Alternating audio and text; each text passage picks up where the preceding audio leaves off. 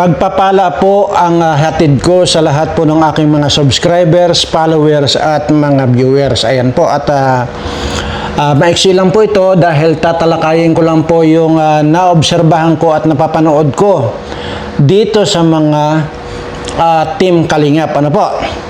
At ayon po dito sa aking naobserbahan ay talaga naman pong hindi matatawaran na umuulan ng mga tulong itong pamilya ni Tatay Robin. At yan po ang sinusubaybayan ko at nakikita ko kung papaano lahat po itong mga Team Kalingap, member ng Team Kalingap ay naobserbahan ko nandoon lahat kanya-kanyang effort yung paggagawa ng tulong dito sa pamilya ni Tatay Robin. So ngayon po, yan ba yung sinasabi ninyong walang kwenta ang Kalingap? Yan po yung yan po ang tanong dyan. Kaya nga po hindi ako nawawalan ng reaksyon dito sa mga putang inang to.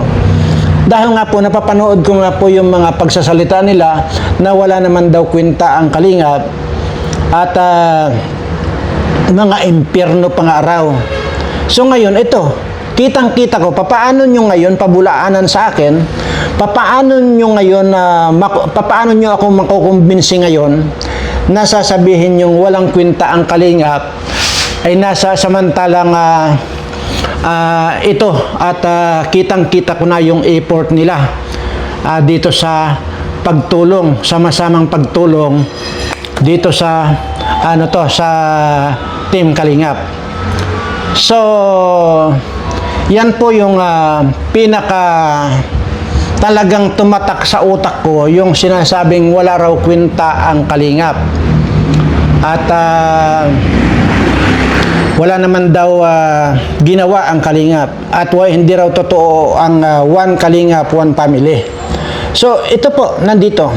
So, ngayon, ito ngayon ang tanong. Kung ito kaya itong si impyerno ay mamatay ngayon, mayroon kayang tutulong sa iyo, mayroon kayang mag-aabuloy sa iyo na ganyan kadagsa yung mga abuloy doon lang sa nakulikta ni Ido sa kanyang sa kanyang pakulay or palipad 45,000 na. Imaginin mo, wala pa po yung iba. At mayroon pa rin pong mga nag-abot na talagang doon sa mga nagpadala ng mga tulong. Sama-sama pong nagpapadala. Talagang bayanihan po ito. Talagang one Kalingap. Masabi natin one Kalingap, one family talaga ito. So, ang tanong ko, ito bang nagsasabing impyerno ang Kalingap? Pag ikaw ba ay namatay, ay makakasiguro ka ba na ganito rin yung dagsa ng tulong sa iyo? I don't think so. At sisiguraduhin ko, ultimo siguro 5 centavos walang magbibigay sa iyo. Dahil unang-una, isa kang burikat. At doon naman po sa burikat na nag-isaw-saw na nag-post-post na kaya raw siya umalis diyan sa Kalingap dahil ganyan nga daw yung mga nangyayari. At sinang-ayunan niya yung isang anghit na isa rin burikat. O ngayon, mamatay ka ngayon. Tingnan natin ngayon kung ikaw ngayon ang mamatay, kung may mag-aabuloy sa iyo at kung mayroong tutulong sa iyo. Ngayon, ikaw burikat ka. Baka hanggang hanggang magiging katabi mo uli baboy na isa kang burikat. Kitang-kita nyo na po mga kaibigan kung papaano magkaisa, kung papaano magtulong-tulong itong Team Kalingap. Magmula sa hospital hanggang dyan sa pagkamatay, hanggang sa pagkikremate. Kita nyo na. Doon lang, sabi ko nga, doon lang sa pakulay or yung pinadalang pakulay kay Ido, sold na yung 45,000 na pang-cremate. Pero ang dinig ko yata, yung sa 55,000 yata ang pinili. So, 10,000 na lang po ang kulang niyon. Napakapa na lang po yun. kaunting halaga na lang po yan at hindi po magiging problema.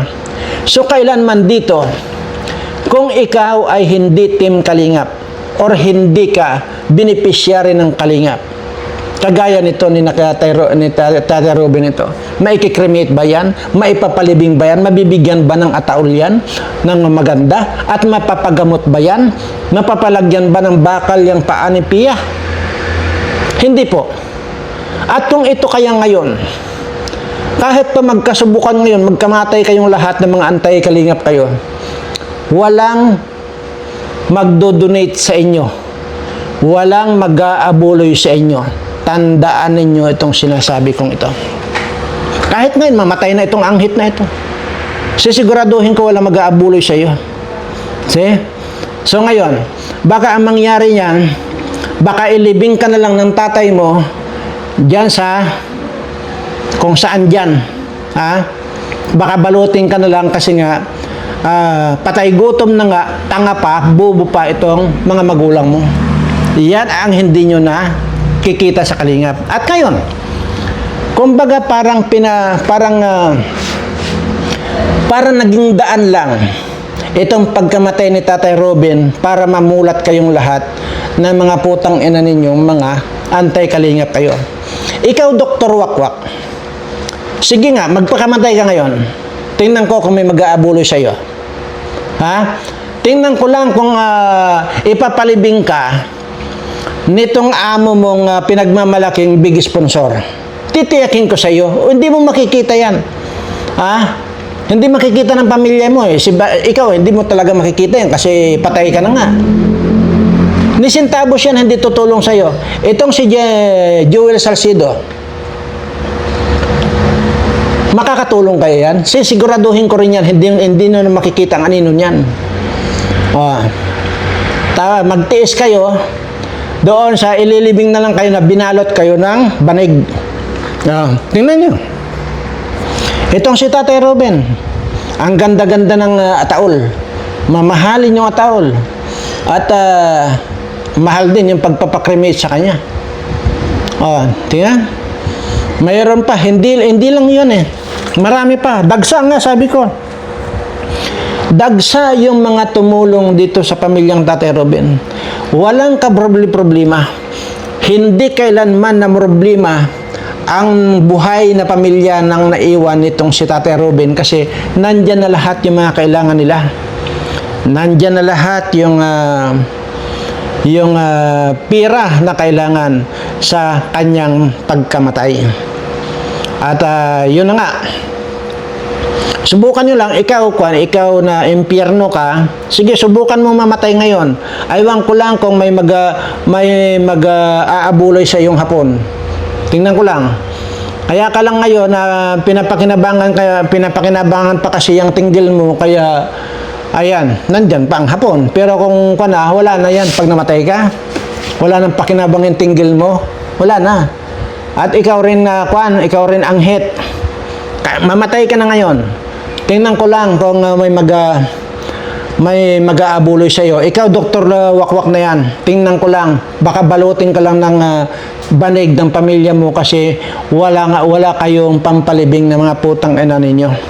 So, ngayon, bukas, abangan nyo po yung upload ko bukas. Dahil tatalakayin ko po yung walang kamatayang usaping tinggil. At saan nga ba nagmula yung salitang tinggil? Bahala na po kayong umalam kung saan ang galing yung salitang tinggil. At dahil nga po dyan ay talaga namang hanggang ngayon ay walang kamatayang usaping tinggil na yan. At yun. Anyway, at siguro maaaring magkamatay na kayong lahat, hindi nyo pa rin makakalimutan kung saan ang galing yung yung salitang tinggil na yan. At yan po ang pag-uusapan natin bukas. Abangan nyo yung upload ko. At saka ina-announce ko na rin po na malapit na po uli ako magsimula na magparapol doon sa June Birana Vlogs. Kaya nga po, sikapin ninyo makapagpadala ng inyong katibayan na pag-subscribe kayo dito sa Birana Live Studio TV. at saka doon sa John Birana Vlogs para po ma-receive noong sekretary ko, sulat yung pangalan ninyo at mailagay na rin po sa timba yung mga pangalan ninyo at ganun din po, ituloy lang nyo yung pagsusubscribe dahil pagka na-reach ulit natin yung another 50,000 na subscriber, 2 million na po yung aking ipaparapol. At doon naman po sa sa pagpaparapol ko, paunti-unti lang po hanggat sa hindi natin ma-reach yung another 50,000 na subscriber, magpaparapol lang po ako ng mga tigsa 10,000 siguro or tigta 20,000. Ayan po. So maraming salamat po at sama-sama po nating ipagtanggol. Lalo ngayon, hindi na kailanman mababago yung aking paniniwala na ang Kalingap ay mayroong talagang paglingap sa mga mahihirap, kagaya nga po nitong kay Tatay Robin. At bukas po, abangan nyo rin po yung aking i-upload at itatapik ko na rin po. Kung inyo pong nasubaybayan yung sinasabi ko, pagka nagbigay ako ng sumpa, sisiguraduhin ko tatalab. At mayroon na pong tumalab na sumpa. So, yun po. Gusto ko lang pong yan ay patunayan sa inyo na kapag ka nagbitaw ako ng sumpa, ay tiyak masusumpa kayo. At yan rin po ang tatalakayin natin. Pero, dito po sa tinablan na ng sumpa ay siguradong dapat manood ka dahil mayroon akong isasuggest sa inyo para hindi kayo magkamatay lahat ng pamilya. Ayan po, at maraming salamat po sa lahat po ng aking mga subscriber.